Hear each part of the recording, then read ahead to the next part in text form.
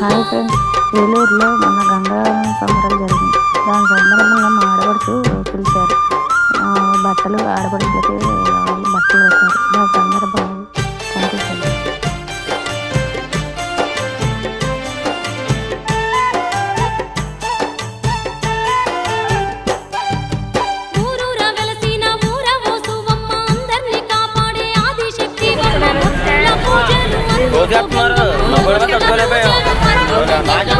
ఎక్కడో కనపడతా ఈ దగ్గర డబ్బులు కూడా ఉన్నాయో లేవో నా దగ్గర అన్నీ నా దగ్గర ఉన్నాయి.